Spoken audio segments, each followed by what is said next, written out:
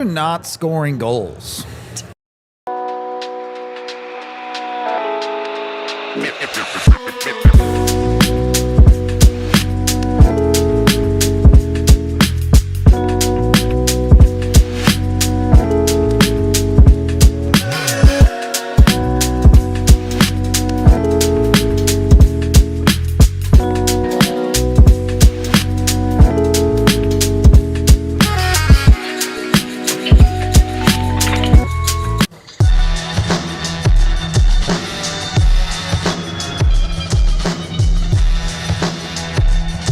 Welcome into the DNVR Avalanche post-game show live from the Toyota Winners Lounge and powered by your Front Range Toyota dealerships, presented by Bet365. We've got Bailey, we've got Rudos. The Avs defeat the Nashville Predators 3-0.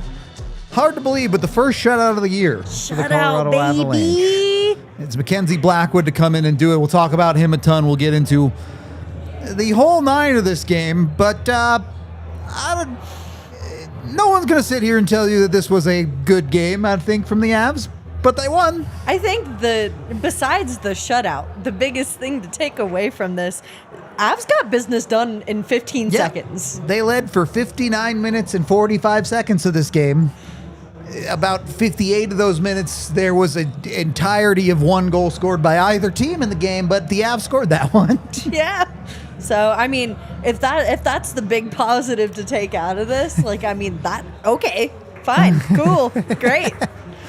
Podcast over at that point, but no, it wasn't a good game by any means, which is both, I think, a blessing and a curse. I mean, obviously you want to look at this one and say the Avs are saving themselves for a bigger game tomorrow. Yep. But to have this one be as close as it was for 57 minutes was not settling. Yeah. I do give the Nashville Predators a good amount of credit. Some of this was definitely the Avs making life harder than they had to be. But the Nashville team went out there and outworked the Avs, honestly, for a good portion of this game. They just ran into MacKenzie Blackwood. So, sorry, Nashville, not your night. I guess that's the way it goes. I do want to get to the shortest 60-second rundown I might ever do. So, let's do that. Brent Burns scored 15 seconds in, like we mentioned, unassisted. There was a world where this game was going to end with 1 goal and 1 point total for either team. Didn't quite get there, but you might as well have.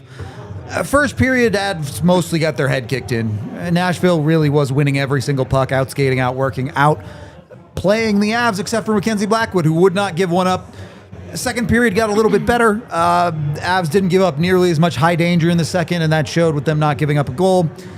Third period was a bit squirrely. You do feel like maybe the Avs power play could have given them an insurance goal, and it came up a little bit short. But Nashville just never able to get over that hump, and the Avs get a couple of empty netters from MacKinnon and Drury to make it a 3-0 win. That's it. I don't need 60 seconds. I only need 50 on a night like tonight. Woohoo! Sometimes it's easy. Not going to be like that forever, Rudo. Probably not going to be like that tomorrow. I do not expect a similar game tomorrow, but yeah, I don't really want to read too much into negatives. We'll get into them because we're doing an hour-long show on a game that did not have a lot of scoring. Yeah. But you're 8 games into a win streak. A night like tonight, you may feel like you escaped, you got away with one, but every team is going to have those types of games, especially on a long win streak. Yeah. No, and there's only so many ways you can say it, but that's just a testament to what this Avs team is this year. I think it goes back to the resilience, the will to win, and capitalizing on a lot of, yes, Nashville did some good things tonight. In some areas of the game, they were the better team. But the Avs were able to capitalize on a lot of mistakes made in the ozone on part of the Nashville Predators. And, I mean, we'll get into a lot of what MacKenzie Blackwood was tonight, but he was phenomenal. And that's also a big factor too. Is like goaltending's been huge. Yeah, for this team, especially the last handful of games. It's been really, really big. Where do you think the Avs' effort levels as a team were at tonight? Because clearly in the first period, it was not good enough. They were up 1-0 almost exclusively because of Blackwood. I do think they built into the game some, but do they look at this game and know that they need to be better? I give this a C, I think. Yeah. It's passing because, they won. Any win is a pass. Yeah. But there's a lot more in the tank. They've shown that they have a lot more, effort in the tank available to them on any given night, and it just wasn't there today. Were D's passing for you in school? No? At least not to my parents. Yeah, I mean, same. But no, D's were not. I wouldn't even give this a D, though. I wouldn't either. I'm just curious. So I was watching the hockey guy the other day, and he said, in his schooling days that, first of all, his grading system had E's, A, B, C, D, E, F. What? And he said an E was 49 to 41%. Or no, it wasn't. It was like a 41% was an E, and an F was below 40. And so a D was 59 to 50, which would a 59 to 50 is an F. Yeah, for me. 59 below was an F. Yeah, that's okay. Yeah, I'm not a crazy person. No, but yeah, that's so weird. D's were considered bad in school though too. It was, you got a D and that's okay, we'll get you in a tutorial class. We'll make this up tomorrow. Gotta fix some stuff here. here. But no, the Avs get a solid C. Yeah, I think a C is a fair game. As a team, there are individuals that had much better grades than C. Yes, absolutely.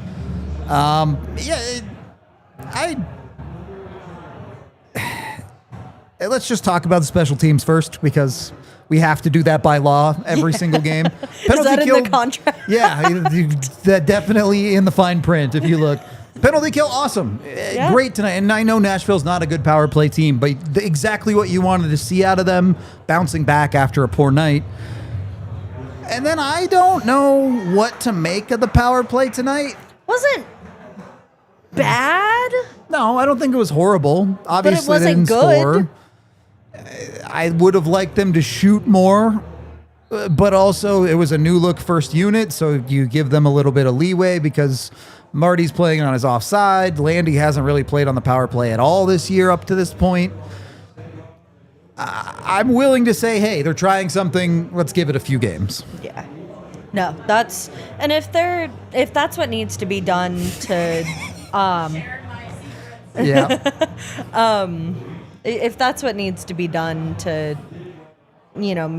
pick up slack for some of these guys who are not in the lineup, that's fine. And I think it was at a level where there's improvement, but it's not the worst we've seen this season by any means. The power play, no, not not close to some of the rough nights the Avs power play has had. No.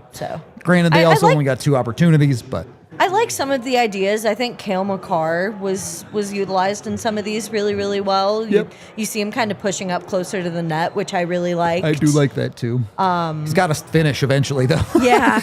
I will say, with having MacKinnon kind of, I don't know, he's roaming his corner per usual, and you've got Netchus on the other side. Maybe that's got to grow on me. A little bit. You're just not about it. I don't know. It just it looked odd. It did. And maybe that's just they have to fix some of the process, because I think the idea is there to create more movement. I know that a lot of the power play often falls on Nathan MacKinnon, but somebody needs to sit Marty Natchez down and tell him to shoot the puck. Yeah. We're especially over these last 4 or 5 games, the number of opportunities he's passing up to literally pass. There are literally 2 or 3 different situations in this game alone where he's standing one-on-one with the goaltender. He's got open windows on both sides of the goaltender, and he's making a little one-touch pass to the center. And when those plays are working, you live with it. But so many of those pucks we've watched end up on the opposing team's sticks. And you're not setting yourself up for success. You're asking more of Natchez than that. And he's got the talent. Yep. He's shown that he has the talent. I mean, he's finishing it at an unreal pace so far this season. So he can do it. He's not going to shoot 30% forever, but while you are, you should probably shoot. I mean, I don't know. Like, is that broken down enough? Like, Jared Bednar just clipped this, show him. Yeah. Like, I don't know. It's such a frustrating aspect of his game. It is. And it's something that, like, I love Martin Necas. I love the way that he plays the game. He's a super smart hockey player. He sometimes falls into the hole of not knowing how to simplify. Not knowing when is That's why too he fits fancy. so well as an app. Is that it? But like I would love to see Coach Dave Haxtell sit down with him a little bit more and just say, like, you have a lot of talent, you have a lot of confidence, you have a lot of agility in the ozone, but let's reel this back a little bit, because if you can just expand your vision just that much more. Yep. Like, you go from a great hockey player to an elite hockey player. Can do all the fancy stuff in the world. It doesn't mean anything if puck no go net. So yeah. sometimes you got to caveman think it. That's where I'm at with the power play. Fair. No, but penalty kill. I mean, huge step up from last game. Great. No, I have no notes. Same for how that was deployed tonight. Great work from all of them. I considered putting any number of guys from that penalty kill in the Avs 3 stars. Ultimately didn't do it, but very well could have earned a star tonight given how little offensive production there was. And it was interesting to watch the penalty kill succeed so effectively in a game where Nashville was kind of running over the Avs at times at 5-on-5. Nashville would look great at 5-on-5, and then they'd get a power play and it would look bad, and you'd go, well, This looks like the Avs. Yeah. No, it's just looking at stats. Nashville led Colorado 16-6 in shots by the end of the first 20 minutes. Yeah, that's bad. That's awful. There's no redeeming. And that's that with first one penalty, courtesy of Martin Necas. Right. And so most of that comes 5-on-5. That's not good. It isn't at all.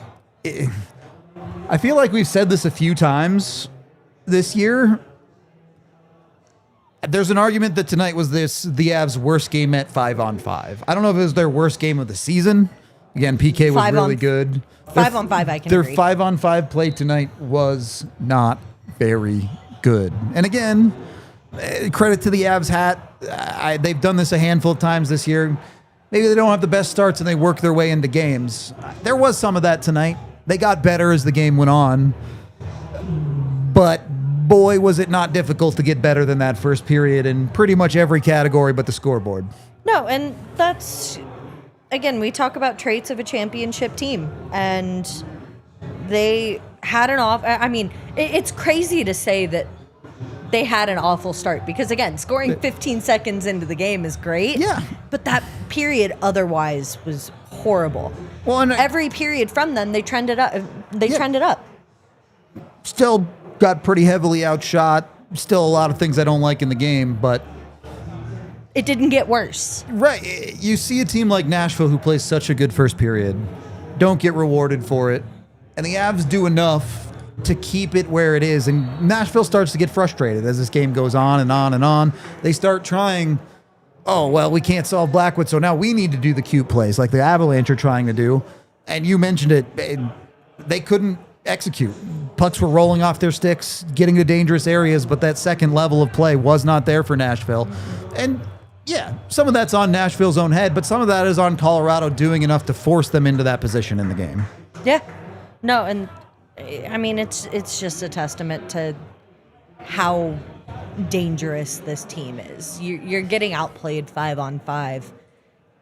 maybe everything else is getting through you, but your goaltender's coming up huge. Yep. And that's the name of the game for the Avalanche this season. Like, You don't need every piece working. You just need enough pieces working. like as long as something works, like that seems like, okay, cool, cut. Like we've got this. If we can get enough rolling, like we can win anything. Yeah. They've won 8 in a row, so Yeah. the proof is in the pudding on that one, I Yeah. guess. It's not... I mean, it has not worked once. I would consider the other overtime situations at least somewhat of a win, because again, you're getting a at point least out of that. something Yeah, right. out of it. It has not worked one singular time for this Colorado Avalanche team.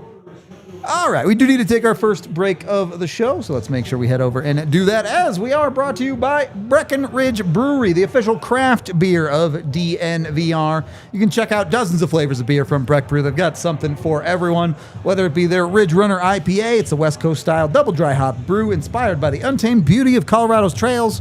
Or you can be simple like me, get an Avalanche Amber Ale. You know, that's my type of drink. Breck Brew been doing it for more than 33 years, and it all comes down to their love and passion for making good beer.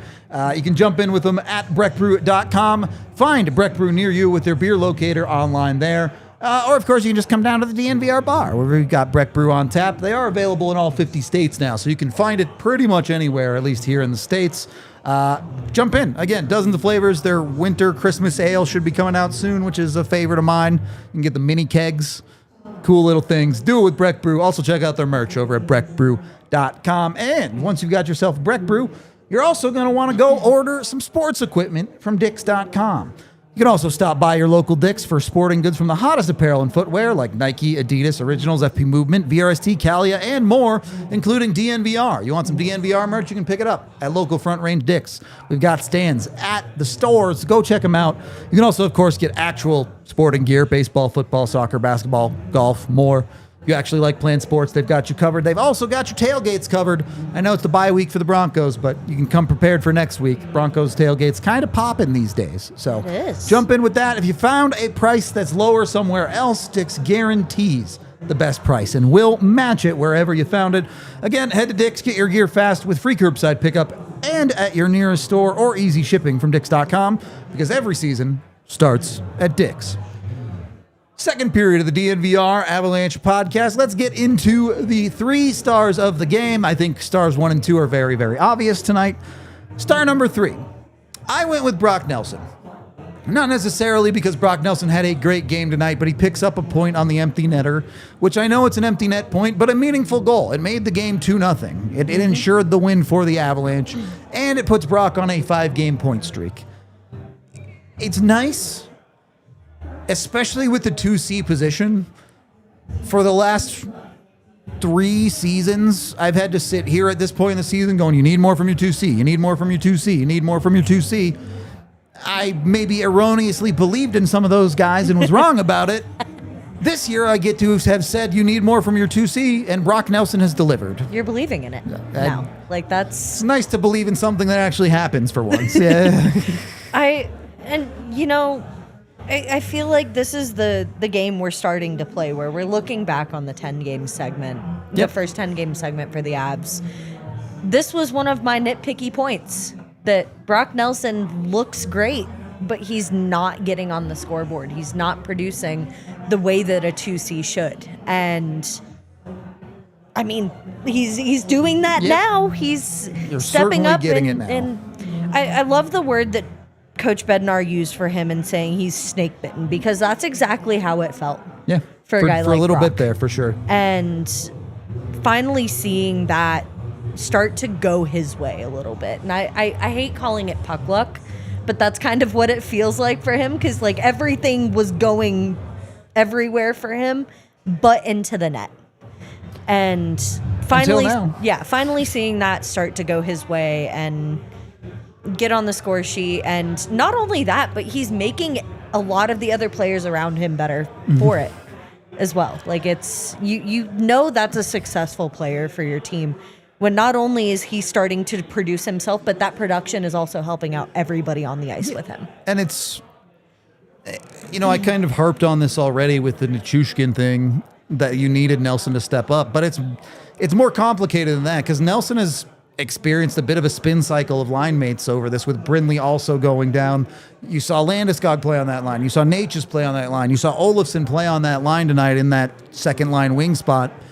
And Nelson rather just keeps on trucking, doing what he needs to do. Yeah.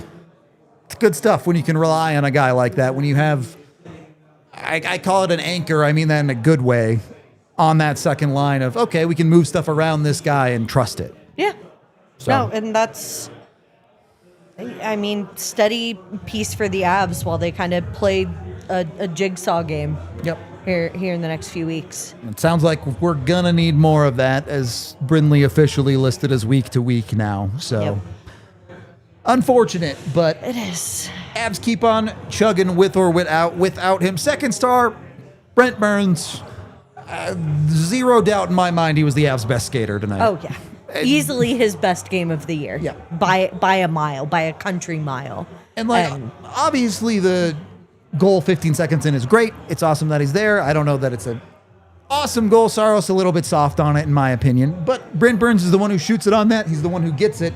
But far more, what I loved about Brent Burns' game was the willingness to sell out for the Avs defensively. He's blocking shots. He's breaking up plays. He's getting back and winning battles. On a night where the Avs struggled to win a lot of puck battles, Brent Burns was the guy who stepped up on this Avalanche defense and did what was necessary. Even if it wasn't the prettiest at times, even if it wasn't the Avs' best game, Brent Burns getting an A from me tonight. Yeah. No, and on a night where it's crazy saying that 25 minutes is decreased minutes for a guy like Cale Makar. You see Brent Burns playing 17. Yep. And the low man. Yeah. No, and that's a good amount of defensemen, too. I mean, Malinsky had 18. Devon Taves played 19. Like, it's...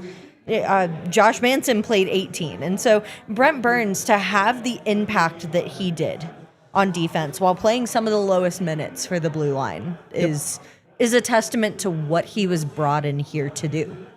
It lines up perfectly with the vision for the Colorado Avalanche. He also had 3 shots on goal. Only one player on the Avs had more than that, which was Ross Colton. I mentioned the pass breakups and the blocks. The version of Brent Burns that the Avs have gotten this year, I think, is far better than they expected. Yeah. Not that they didn't believe in Brent Burns and not that they didn't bring him in for a reason, but the pace at which he's produced, the effectiveness, especially, I think, once he found his footing in Colorado and he took away some of that struggle with his skating and getting burned all the time, this guy has developed into a legitimate second pairing guy, and they just played him as the 6th tonight. Yeah. Like, it's incredible, especially when you take a look at this guy and realize he is on the very tail end of his career. This is a guy who's playing past a lot, an age where not many hockey players get to. Yeah, and straight he's up. Still, yes, maybe looks geriatric in some games, which is maybe to be expected considering, he's 41 years old. That is old for hockey players. That is geriatric for a hockey player, for sure. So it's really promising to see just how much a guy like Brent Burns has left in the tank. And being able to adjust the way that he has from a system like Carolina and being able to adjust and bring some of that to the Avs and fit in as well as he has, especially in a game like this. And you talk about that Iron Man streak too. It's like 940 games or something, whatever it's at now. But he just played 1730 low min, and he's going to turn around tomorrow and probably play over 20. Mm-hmm. He has the gas tank. Yes, the foot speed and all of that might not be there anymore, but everything else still rocking for Brent Burns. Yeah. So he deserves a ton of credit on a night like tonight. And then obviously, the number 1 star is MacKenzie Blackwood. 35 save shutout, the first shutout of the season for the Colorado Avalanche. And look, when you play behind the Colorado Avalanche, sometimes you get to waltz into like a 19 save shutout. You do not have to do a lot of work. That was not the case at all. No. Blackwood balled out in this game. 34 of 34 saves. They took one away.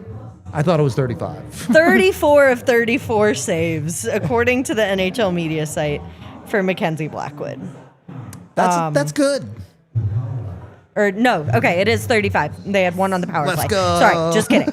35 of 35. Like that's either way though. Like that is amazing. Yeah. And that is it, like I thought maybe he had some scary moments here and there. Rebound control was a little crazy, but overall, like this was his best game of the season, and he's only 4 in. I think there's an argument that this was the best goaltending performance of the season, period, regardless of Blackwood or Wedgwood. And that's not me being like, oh, Blackwood's better than Wedgwood. Wedgwood has had some really good games, and Blackwood took it even a step further in this game. Just to jump off of that, too, at 5-on-5, the Avs gave up 16 high-danger chances. Nashville generated 2.75 expected goals for. And Blackwood goose-egged that.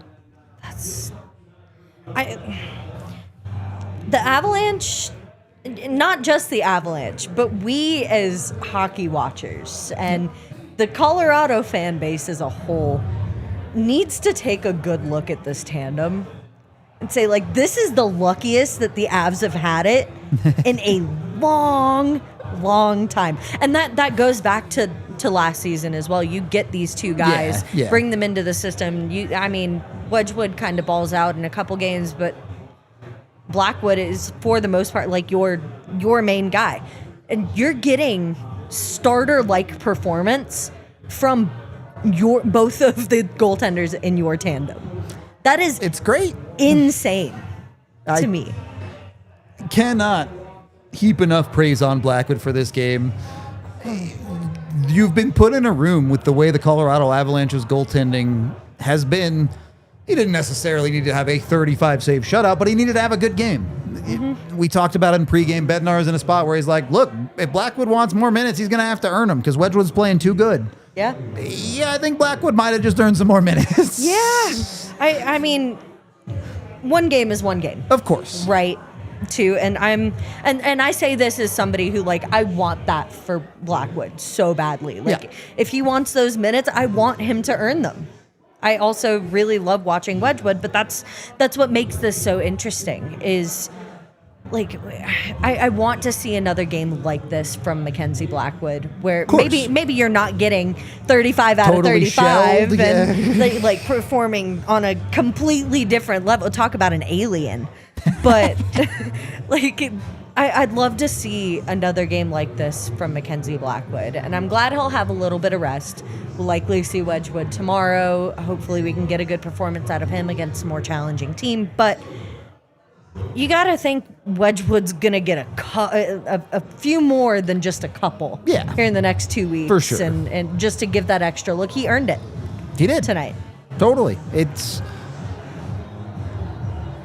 really fun when you get to see all these success storylines. I talked about it with Brock. We're talking about it now with Blackwood. This isn't normal. Most teams are like, hey, we need all these guys to be good. And maybe some of them are success and then some of them struggle. But right now, every time the Avs have said, oh, we need a guy to step up, that guy has. Up and down the lineup, whether it's a night where you need Nathan MacKinnon to score. Okay, great. He got a point tonight, by the way, up to 37. On nights where they've needed their depth to step up and produce, it has. On nights where your goaltender needs to show up, it has. Even in a few odd instances, your power play has made the difference. I'm almost at a loss as what else to say about this team other than whatever it takes, they seem to have that trick in the bag. It's a really, really good situation to be in. It is. And that's what makes this team so much fun for me right now too, is like, nitpicking aside, like what we're doing is nitpicking and they're fixing it. Yeah, right. Like that's, what more can you ask from a team like this? Oh yeah, they're first in the league, by the way, too. Like that's by like a lot. Like it's not a super close margin. No, it is not. It's, oh gosh, like I don't know how else to sit here and sing my praises for the way this Avalanche team is rising to every single occasion this season. It's the stuff of like fairy tales. It really is. Like they're one of 4 teams ever to be this far into the season with 1 regulation loss. People will be telling these bedtime stories to their kids in 5-10 years. Like that's how good this Avs team is. Just to round it out and bring down our unbound optimism a little bit, it is worth noting the Avs did get smoked at 5-on-5. Yes. Shot attempts 67-38 in the Preds' favor. Actual shots 34-21. Scoring chances 32-23. And I mentioned the high danger 16-9 in the Predators' favor. By expected goals, the Avs were lower. Predators were expected to score more goals tonight. So, yeah, everyone go buy MacKenzie Blackwood a steak. Yeah. That's the Timo's Blackwood Dude some dinners. needs to not pay for dinner for the foreseeable future. Yeah. It's well earned by Blackwood there on a night that the Avs weren't at their best, but were good enough. Yeah. We do need to take our second break of the show here, so let's make sure we're going and shouting out some more of our sponsors, as you can get with the Fire on the Mountain wings, which, by the way, are the best wings in Colorado. You cannot go wrong. It's Denver's favorite local wing joint. They've got the hormone-free, antibiotic-free, and cage-free wings. They make sure you get the legit stuff. 15 super flavorful, made-from-scratch sauces, from mild to insanely hot and everything in between. Bailey, you've got Carolina barbecue. Are you a spice fan? Oh, absolutely. Okay, well, that makes one of us. Do they have? They've got the crazy stuff, Carolina Reaper stuff. Oh, maybe not that far. I'm mild buffalo sauce, so you've got me beat with anything at that point. Whatever it is, Fire on the Mountain has you covered. They also have $5 beer on Mondays and happy hour all day Tuesdays. They now offer delivery from their Wash Park store, too. So try the best wings in Denver at DNVR Broncos tailgates also. Fire on the Mountain. You can get the good wings there. Try them when you love them. Go to the actual Fire on the Mountain. You can also visit their spot in Highlands as well as the Wash Park location. And when you bet on wings, you can bet on your sports too. With Bet365, our presenting sponsor, I ended up hitting 2 of my 3 bets yet again. Got the Avs to cover and got the Blackwood saves by like 1 million. I think out of all of those, like that's the one I maybe expected you to kind of be inching for. Yeah, and yet here we are. Did not get the Nature's goal, but that's all right. 2 out of 3 means you're making money, and with Bet365, you can do it with their bonus bets. When you sign up with a new account with code DNVR365, put $10 in your account, bet $5 on anything. Win or lose that $5 bet, they'll give you $150 in bonus bets, which you can then play with. The bonus bets can be used to bet on pretty much anything, and it's like free money. If you hit your bets, you have real money now. If you miss your bets, it was free money. So just that easy. They also offer the early payout option. If your team goes up by 3 at any time, you get paid out if you pick them to win straight. A bunch of other bonuses and parlays and all sorts of boosts to check out too at Bet365. Get over there, use the DNVR365 code. Get the app with the QR code on screen. Of course, when you do gamble with them, so 21 or older, physically located in Colorado. And if you or someone you know has a gambling problem, call or text 1-800-GAMBLER today. Third period of the DNVR Avalanche podcast, post-game show, whatever you want to call it, team 8 straight in a row. I did want to shout out a couple of other guys as contenders for potential third star. Can I bring up the first one? Go ahead. Jack Drury. I hear you. I know Chat was rooting for him. He gets the empty netter too, a well-deserved. It's always fun when the guy who you know deserves a point gets the empty netter like that for Jack Drury. Big part of the penalty kill, and it definitely falls into one of those categories of he only knows how to play at one speed. Yeah, no, it's really, he is a really, one of the steadiest guys, I think, when it comes to this Colorado Avalanche team. Really solid defensively, but had some really, really dangerous chances in today's game. And it's almost a little, it's weird saying that it's disappointing that the empty netter was the one that went in for him, because he had so many other chances that I would have loved to have seen. That one net front, you really would have liked him to finish for sure. Yeah, but that's just a testament. I mean, again, nitpicking, hoping a player can step up, and Jack Drury tried his hardest to do that today. And I think that's important in a game like this, right? Mm-hmm. You have to have those guys, because you're going to get a night where if you don't have the right mindset going into this, you're going to see some guys slack off when it's halfway through the second period and you're getting outshot 27-12 or whatever it was at the moment. That might be a little bit worse than it actually was. Right. But having those guys to keep the pace for you, to say, hey, we're still winning this game. Hey, we need to still go work out and finish this thing off. It helps prevent the lulls in play that can cost you games like this one. Yeah. I have a couple others, but do you have more on Jack? You good? Go ahead. Fourth line as a whole. Yeah. I know they didn't play a ton, like 7-8 minutes. That's more than we were expecting them to. More than 5. 2, the only 3 players on the Avalanche to not be on the ice for a high danger chance against. They gave up nothing. Okay. That's all you want from your fourth line, especially when Tristan Nielsen and Jason Poland are on it. Good job. No, and I mean, I will say, out of that entire fourth line, I loved what I saw from Tristan Nielsen today. Yeah, he's got a motor. It's good. I really appreciated his work along the boards. I loved his forecheck at times. I thought he was really, really strong for how many minutes that he played.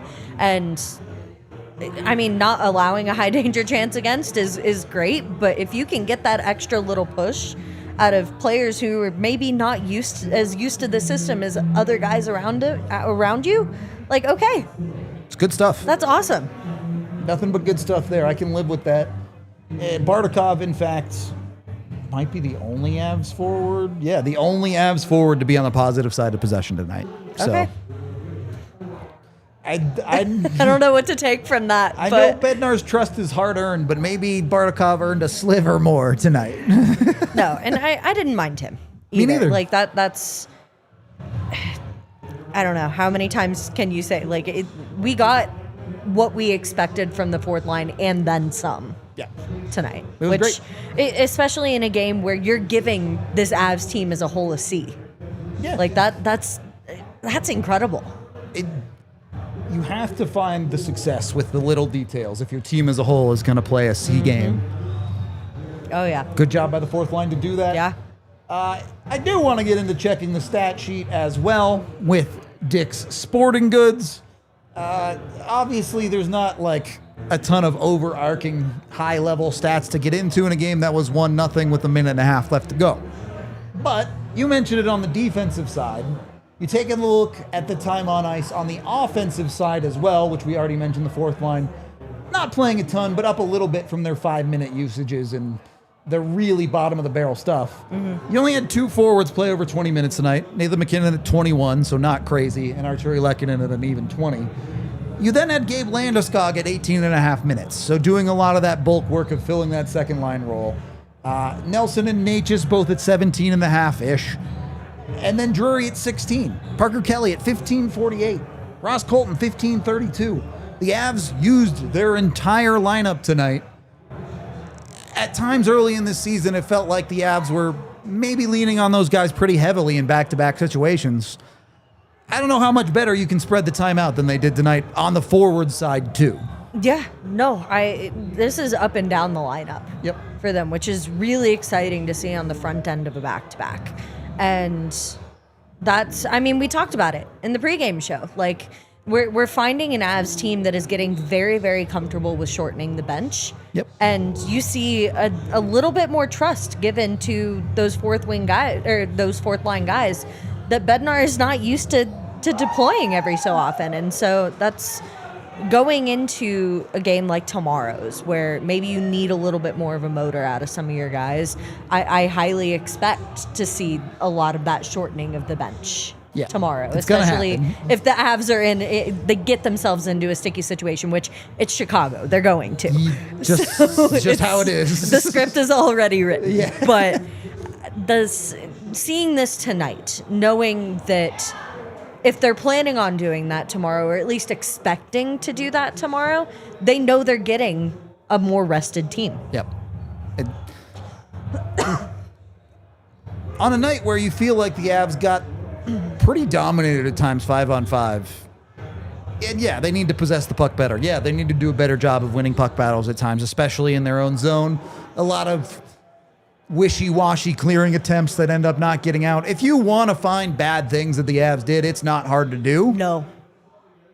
But do you need, the Avs aren't stupid. They know they need to clean stuff up. and they've won 8 in a row. So if they were going to have a bad game, I'm glad it was this one. Like, I will say, like, this isn't an Avs team that gets in a habit to have games like this very often. And unfortunately, again, it was one of those ones where maybe you see the motor go down a little bit. Maybe you're playing down to your opponent in ways, like you're letting your opponent kind of dominate, especially 5-on-5 and other areas of the ice, playing down in that sense. Yep. If they were going to have a game like this, I'm glad it was today's. Like it, and I lined can it up with your best goaltime performance of the season. Right. Like, but that's what I'm saying is, like, if you're getting this tonight, this team doesn't do this very often. And so I can sit there and comfortably say, like, this is not par for the course. Yep. And there was still a lot of good to take out of it as well. Eric Lacroix used to always say this when he was on the show. When teams go on winning streaks, when you get to the end of it, you look back and you look at a couple and you say, we probably got away with one there. Tonight is going to be one of those in this stretch of wins for the Colorado Avalanche. It's going to be one where if they didn't get a little lucky, if things didn't break their way, if Blackwood didn't play his A game tonight, they probably lose this game. Yeah. And you would feel less good had they lost it, but it still would not change the fact that coming into the night, they have won 7 in a row and are in a great spot. And now you get to take even another step forward. And I think this has been something that's been very true of the Avs a lot this year. The Avs don't have to play their best game to beat opponents. Mm-mm. And this one was bad enough that you're like, okay, maybe they should play better than that. Right. But they're capable of coming out with a win, honestly, more consistently than not, even when you feel like, well, they didn't play that well here. Well, there's this thing to improve there. Good. There's always something to improve. And if you can win while improving, like you mentioned, there hasn't been a lot of repeat mistakes, right? On nights where they struggle, they're struggling with different things outside of the power play. Again, I know, but it's been refreshing to see the Avs have different issues and them not cost them. Yep. And I mean, a hockey team is a machine with many different moving parts. Yep. But it's a machine that can function without all of its parts working. Right. And that's what I would equate, especially a night like tonight, to. Yeah. Is you have your most important part working in a MacKenzie Blackwood. You've got, some of the gears working in guys like Brent Burns, like a Brock Nelson, like Jack Drury. And even then, like, maybe it's not up to, 100%, but, like, if that's what you're getting and you're still able to win on any given night, like, that's a testament to it is what this team has the ability to do. Someone in the Toyota chat said the word for the Avs is undeniable. Yeah. And I think that's an accurate statement. That is a wonderful way to describe this team. I think it was Quinn who said that. So, yeah. So, an accurate statement right there. A couple of other things in the Toyota chat talking about more wins to get to 10. I said this on the pregame show. I'll say it again because, I'll put my neck out there and pay my bets. Yes. The Avs are at 8 wins right now, which is 4 short of their record. The Avs have won 12 in a row before. I said if they get to 13, I'll bleach the hair. So, give you something to root for, chat. So you keep the shaved thing going. I said I'll keep it clean until they lose. So, shaved and blonde Rudo if the Avs get to 13. I'm so ready. But you got to help me out and get us some winner shots. We only need 3 more likes. There's Guys, I haven't done a winner shot Bailey's in so long. J-Mike and I do a bunch of winner shots from Ballerita. So give Bailey a winner shot. Give me a winner shot, chat. All right. A couple of other things I wanted to get into, which first, I say the Avs have won 8 games in a row, and that is true. But in some ways, I'm actually selling the Avs short because they're actually on a 12-game point streak. There's some overtime losses thrown in there against San Jose and New Jersey, but they've got a point in all but 1 of 21 games this year. Yeah. Absolutely outrageous. Like, I'm trying to keep myself on an even keel because we're pumped up and we all can tell that this Avs team has some special stuff going on this year. We also know they're going to lose games eventually. If they're not going to end the season 61-21 or something crazy, there will be some losses to come. But I do think when you dig into a little deeper games like this, the thing you worry about teams that are so good and win the President's Trophy, and you worry that they've had no adversity in their season, and you get into the playoffs and a team punches them in the mouth and all of a sudden they don't know what to do with it. But I don't think that's the case for the Colorado Avalanche this year. No. Not just overtime losses to good teams or the loss to Boston or all that, but you look on a game-to-game basis. The Avs have learned how to come back from deficits this year. They've learned how to deal with injuries this year. This is not a team that has gotten to coast their way to the top of the league. No, not by any means, not by a long shot. And I want to go back to something Victor Olofsson said very early on in the season when, you know, they're starting to preach this full 60 effort, right? Yep. And he said it's really, really difficult to do that in a night. You're not going to play a full, perfect 60-minute game. It's impossible. And that goes like through the season. Not every game is going to be perfect, but the fact that they've been able to do what they have done, I mean, 12 games for a point streak is no slouch. That's crazy. That is insane. The Avs are they're the fourth team in NHL history to go through 20 games with one or less regulation loss. It's crazy. It's crazy to think about when you actually sit down and talk it out and are like, oh, yeah, by the way, one of the best teams ever right now, maybe. Yeah. Like, I mean, by a long shot. 4 teams. 4. 3 teams did this before them. What, like 100 years of hockey? I mean, I don't know how long they played over 20 games, I guess. But I mean, regardless, though, like, that's so good.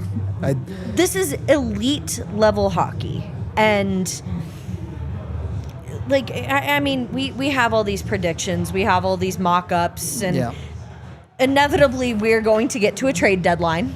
Yep. We're going to get to a situation where a lot of hockey left. A lot of hockey left. There's a lot of games left to play. There's a lot of situations left to potentially be played out for this team. So we could be looking at a different hockey team.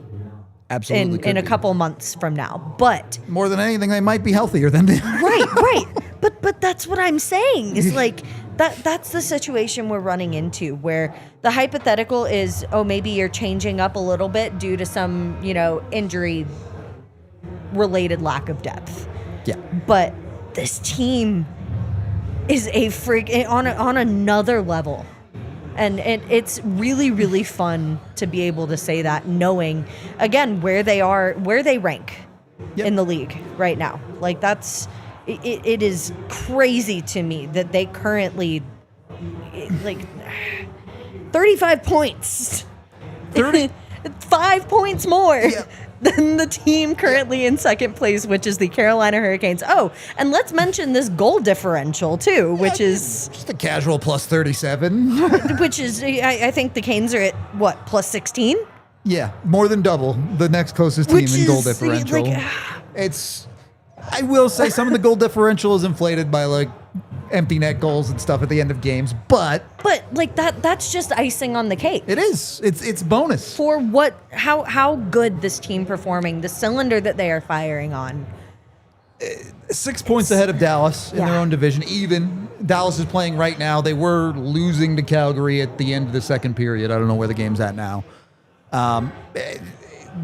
Next closest team is Minnesota, who's they're 8 points ahead of, and they have a game in hand on. We are 21 games in, and we're already teetering on the brink of the Avs just straight up running away with the Central Division. They have to do more than just fall off a cliff. Yeah. To get to that have to point where they're not. Basically be disaster. Yeah. The Avs could play 500 hockey for the rest of the year. There are 61 games left.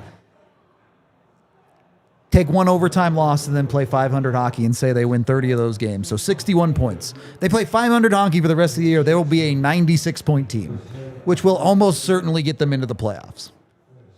And they're a lot better than a 500 hockey team. Oh my God. I like that is like an unthinkable situation. Yep.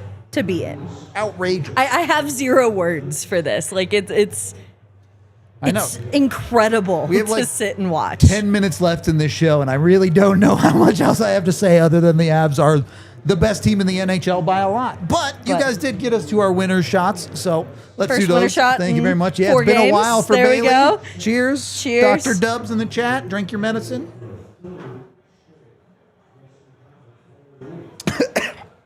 I feel like at this point, what is it like if we're gonna go and nitpick things, right? Like, Yeah. this game, for the most part, like it's weird to say it sucked because they came out of this on top with the shutout. What else is there left to nitpick besides maybe getting more out of the power play? But I feel like that's a cop out. I'm gonna limit that one. I mean, if we're really digging down into the nitpicking, I think I would have liked more from Victor Olofsson tonight. Okay. We talked about, hey, they're going to be by committee solving that second line left wing spot. Olofsson had his minutes cut a good amount tonight, only played 12-22. Landeskog and Nate just really filled that second line role. You felt like Olofsson had one great chance tonight on a partial breakaway. He goes to the backhand, doesn't finish it. And this is a guy who is a middle six player that has 15 points in 21 games. Like, being mad at him big picture, no, not at all. Right. But in a game like this one where it is 1-0 and you feel like you can make your life a lot easier by getting that next goal, you really would have loved someone like an Olofsson to step up there. Someone like a Colton to step up there, although I actually thought Colton was quite good in this game, just didn't have the finishing. Maybe Arturi Lehkonen, another guy you look at the shots he had tonight and you're like, you really would have liked one of those to go in the net. So, not an uncommon issue early in the season. The Avs, we kind of were critical of their finishing ability. I think that did creep in a little bit tonight. The guy I was going to bring up is a Martin Necas. Yeah, who- I kind of already ragged on him in the first segment. So. Right. So, like, that's it, just to kind of bring that back up. Like, it's for a guy who just signed a really long extension. Yep. Who's going to stay here for a while. Like, he's not him going through. I'm going to call them quote unquote slumps because 2 game long slumps. Right. But like he this isn't uncommon for him to kind of go He's through always been a bit streaky, some of the lulls and whatnot. But especially in a game like this where you're maybe looking for some of that top end talent to stand out a little bit more. Brent Burns has already done his job. Nelson and Drury are kind of doing theirs. Yep. You see a Colton kind of do a little bit more. Netchus is one of those ones where I hope to see a little bit more. Yeah, I think that's a fair ask. He's a top line player. Yep. The reality is the expectation is you score every night as a top line player. Yeah. And he didn't get one on the board tonight, so No. you would like a little bit more. MacKinnon technically did. Yeah, it's an empty netter. I almost would ask a little bit more from a guy like Nathan I think MacKinnon you could here definitely tonight too. ask more. Those are the guys. When you're in a 1-0 game, you ask those guys to get you the 2-goal lead. That's what they're paid the big bucks to do. And it's unfortunate because MacKinnon did get to that 20-minute mark. Yep. And the only goal to come out of it was an empty netter. An empty netter that he didn't have to do anything. No. That was all That was a Landeskog right place, and Nelson. right time kind of situation. that- Exactly. I mean, you don't have to work for that one, but I don't know. I ask more from guys like that in a game like this. And it's Taurus in the chat being like, Nate just has 7 points in his last 2 games. And it's which like, is great. Yeah, that's awesome. It's unfair. Yeah. But to be a superstar in the NHL, the bar is that high. You score every night. And again, we're talking about a guy like Netchus who reports say this guy has a very high self-belief. Oh, yeah. Like, he may not always A perform. down game isn't going to rattle the confidence there. No. And so he's got a very high self-belief as a guy who can keep up with someone like Nathan MacKinnon. And he's proving that. Yep. I mean, he's so top far, 10 in so scoring. good. Yeah, like it's, and that's what makes this so weird is like, that's why this is nitpicking, is where we're sitting here trying to pick apart, what are the things we expect more. And I mean, that a guy who wants to be a superstar in this league, I feel like that is not an unfair ask. Yeah, I From a fully guy like agree. Martin Necas. He'll come back tomorrow and have another 3-point night, and we'll go sick. Awesome. Cool. Great. Nitpick, another thing picks. Yeah. Like, great, cool. So, yeah. Let me ask you about one other guy. Okay. Devon Taves. Weird night for him. I don't know. I thought he played somewhat, like, more than decently defensively. I agree. I think for the most part, he was on his game. And as far as, being paid as one of the top defensemen in the league, like, that's what you're expected to do. Yep. Scoring is a really interesting front for him right now. He is one of the only guys who has not produced at a somewhat consistent level. Yep. Through the season so far. He had a 5-game stretch where he had 6 points, and then he has 1 point outside of that range. And I go off of last season because he was really, really good, especially in the final minutes of games last season. Notched a lot of game winners for this team. Yep. And I'm trying to find that Devon Taves. The Devon Taves that can not only be that difference maker defensively that we've seen. There's a reason he makes national rosters every year and is touted as one of the top defensemen in the league. I'm looking for that extra spark. Yeah, and you would hope some more of that would come back as the Avs got Sam Girard back, and you settle into, okay, well, now we have another real lefty on the team. And maybe this is my double standard showing too, but like I'm allowed to be this nitpicky about a Martin Necas. I'm almost of the mindset that I want to let Girard kind of settle in for another game or two before I start for sure expecting more of that out of Devon Taves. I'd say even give Girard to game 10, honestly. Like that, which is fair. But it is something I've been keeping an eye on. Like you want more out of your a guy who's playing with Cale I never Makar. want less, I'll tell you right. that. No, from a guy who is playing very, very consistent minutes with a Cale Makar. Yep. Like we talk about the expectation is, and that is it for me. It is. I think it's reasonable. There's no reason to believe Devon Taves can't produce more, not just based on the Avalanche, but based on his history. It would be tough for him to get to 50 points on the season at this point unless he really goes on a tear, but he should pretty much be an automatic 40-point guy for you. And he may well get there, but the offense has definitely been, we'll call it streaky so far this season. Absolutely. But that doesn't matter tonight. Brent Burns got on the board, so I'm okay. You did not get a point from Cale Makar, Devon Taves, and your defense still contributed the only goal that beat a goalie tonight. Yeah. So Avs defense pretty ridiculously good when you look at it from that front of things. Looks like we do have one super chat to get to here, and then we can start winding down the show. Hosh Josh, $5 says, are we worried about Burns having more goals and assists than a decade younger Taves? Well, we kind of just answered that question.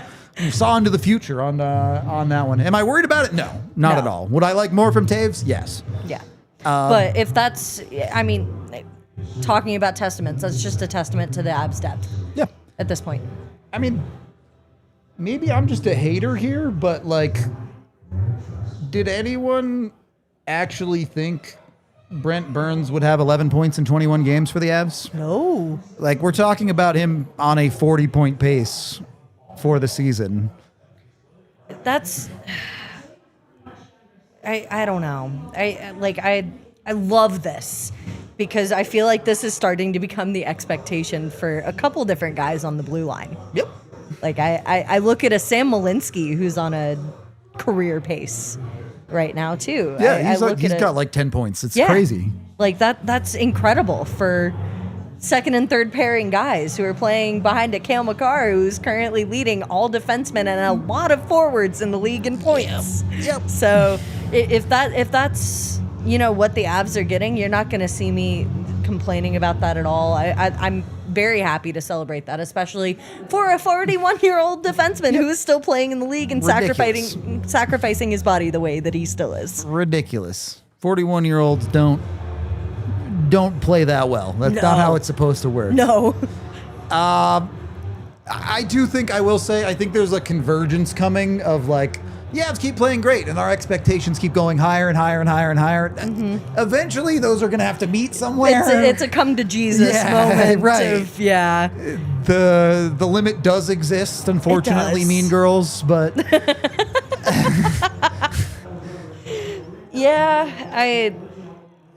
But that's just, again, I feel like we're all allowed to kind of live in that. Exactly. Right now. We can deal with the limit when we smash into it. Right now, That's content for another day, Right. but right now we can ride the high. everything's great.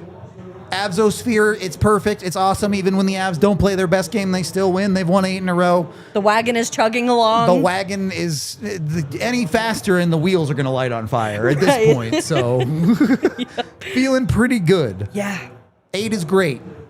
I'll leave it to you there. I think we're just about done. So just to wrap up, consider becoming a Supporters Club member here on YouTube. It helps us out a bunch, and you get access to a bunch of emojis that you can spam in chat during post games and watch alongs and all of that good stuff. Also gets access to the behind the scenes content.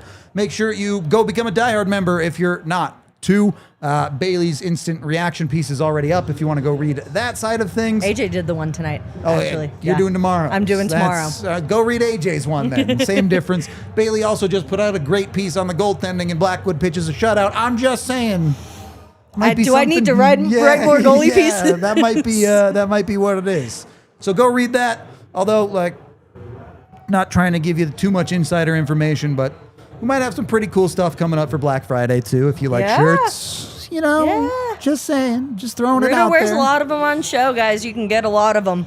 I wear exclusively Eric Weedham, so I love it. he's my designer. Go check it out at the ALLCITY Network store. That's it. That's all I got. We're going to wrap up for this one. Any final thoughts, Bailey? 9's my lucky number. Let's go go. and do it tomorrow. Next one step closer to blonde hair. I love it. We are out of here. This has been the DNVR Avalanche post-game show presented by Bet365. We all silly like the mayor.